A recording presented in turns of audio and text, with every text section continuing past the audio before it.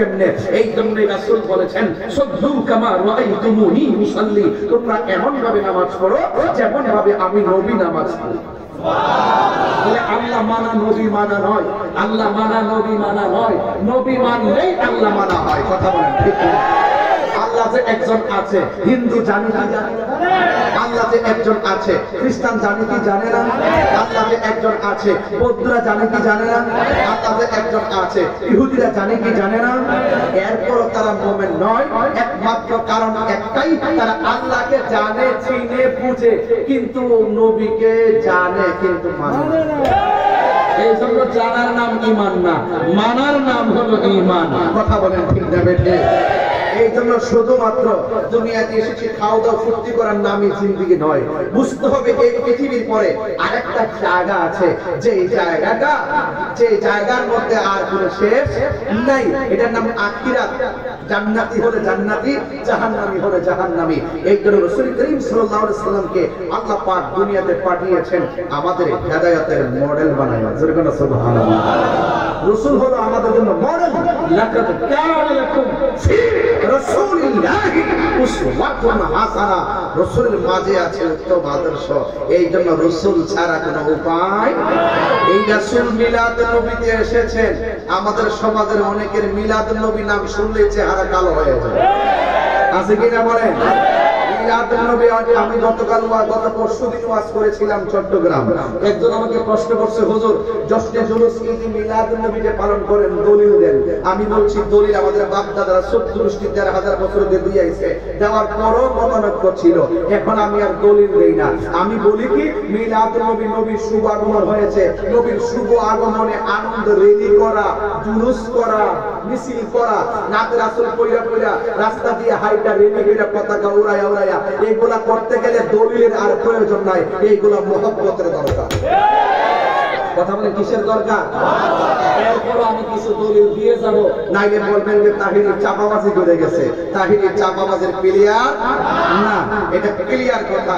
আল্লাহ পাক কোরআনের মধ্যে বলেছেন কুল বিফাদলিল্লাহি ওয়া বিরহমাতিহি। এটা কোরআনের মাদ্রাসা তো, এইজন্য আমি কোরআনটা দিয়ে শুরু করব ইনশাআল্লাহ। কুল বিফাদলিল্লাহি ওয়া বিরহমাতিহি ফাবিযালিকা ফালইফরাহু হুয়া খায়রুম মিম্মা ইয়াজমাউন।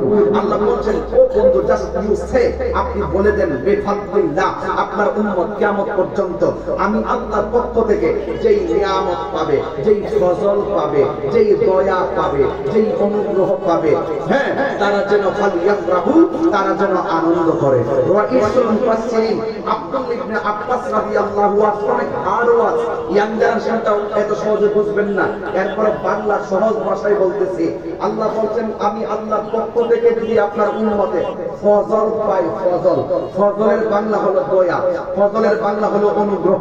আমি আল্লাহর পক্ষ থেকে যদি অনুগ্রহ পাই, এখন রাইসুল মুফাসসিরিন আব্দুল ইবনে আব্বাস রাদিয়াল্লাহু তাআলা আনহু বলেন এখানে ফজল মানে হলো দুইটা জিনিস।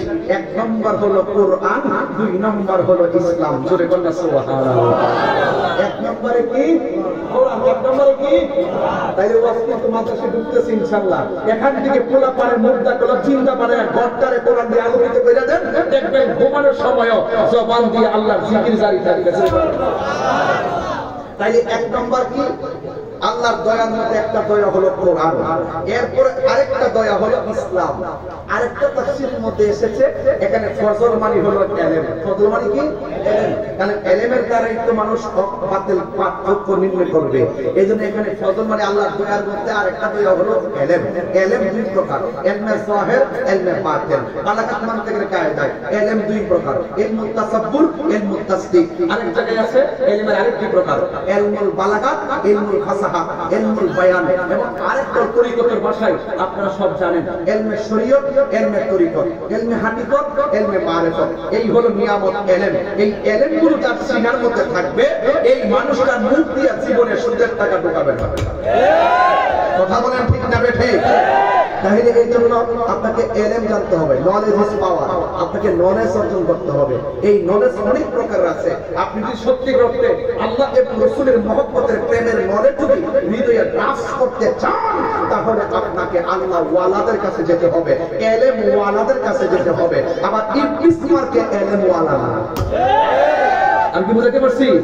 হ্যাঁ, সেক্ষেত্রে যুক্তি দিয়েছিল আমি এত বড় বিশ্বাস, হ্যাঁ আমি কি লেগে আদমকে সেজদা করব। বাবা বাবা, আল্লাহ বলছে ওয়া কানা মিনাল কাফিরিন, যারা সত্যিকার অর্থে যারা ইলম ধারণ করে, নবীর মহব্বতের ইলম, এদের কাছে গেলে দেখবেন আপনি সহজে আল্লাহ রাসূলকে চিনতে পারবেন।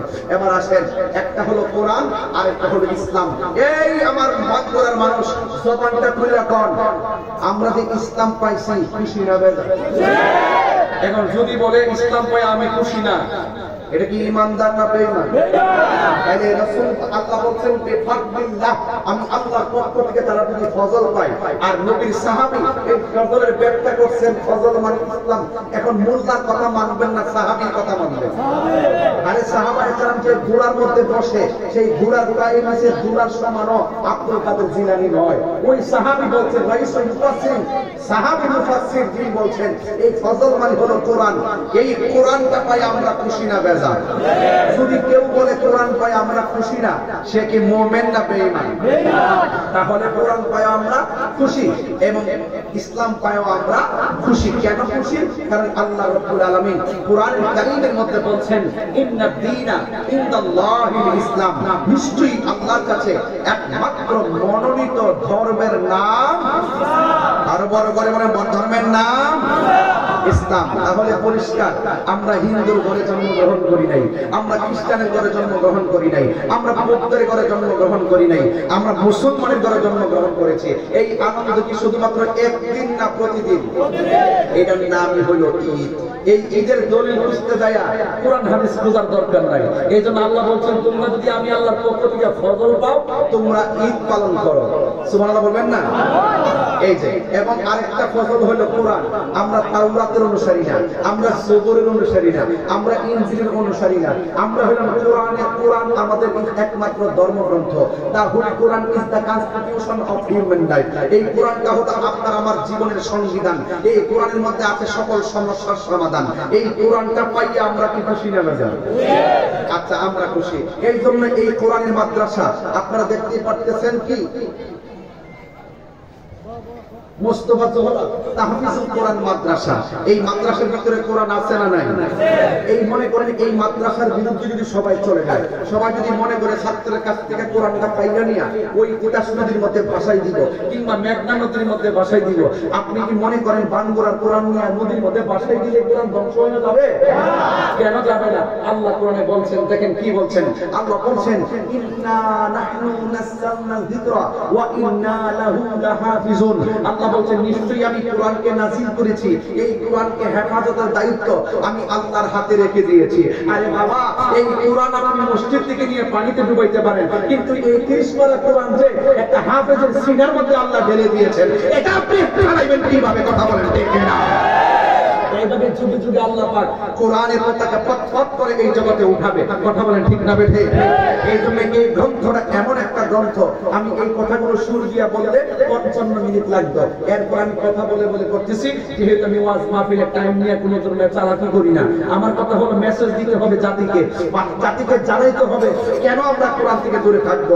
কোরআন তো এমন একটা গ্রন্থ যে তেলাওয়াতে একটা যদি কেউ তেলাওয়াত করে তার আমলনামায় 10টা নেকি হয়ে যায়। এই কোরআন পড়লে কি লস আছে? এবং আপনি কিভাবে চলবেন, আপনার গাইড এই কোরআন থেকে আপনি পাবেন। অথচ আপনি কোরআনের বাইরে গিয়ে আপনার কোনো অস্তিত্ব নাই। এই কোরআনটা এমন গ্রন্থ, একটা জের জবর পেশের কোনো সন্দেহ। আল্লাহ বলছেন লা রাইবা ফীহি হুদান লিল মুত্তাকিন।